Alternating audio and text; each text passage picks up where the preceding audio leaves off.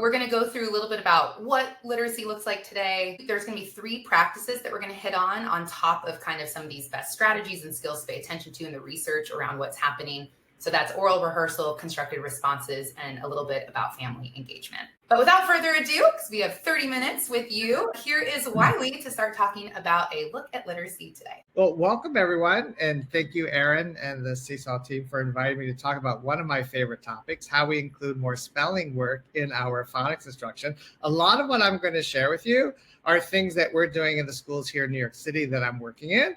I'm also doing some work with a district in Connecticut who actually uses Seesaw. So I get to see that in action all the time. I think one of my favorite kindergarten teachers there, Mrs. Sullivan, is joining us today. And I love going to her classroom because her kindergartners are taking pictures of things and recording things and uploading them on their own, sending them to their families and having that constant communication. So congratulations to everyone who helped create this platform. So what we're going to talk about today is really something that we need to pay more attention to because we need to fix the decoding encoding balance. So a lot of phonics programs do a really good job in terms of helping children decode or sound out words, but not as much work in the encoding or spelling side of it. And we really need to right that balance. The research is very clear that the more encoding we add to or continue to build on in our phonics lessons, that it has benefits not just for writing, but it also improves their phonemic awareness and their ability to decode words. When you think about it, if you can write a word,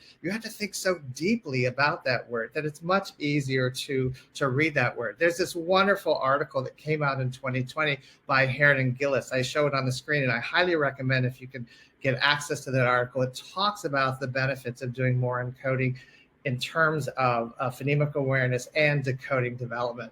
In addition, we know that writing builds knowledge. We know that the more writing we do about the things that we're reading, it helps solidify that knowledge and incorporate all the things that we're learning as we continue to learn about a specific topic.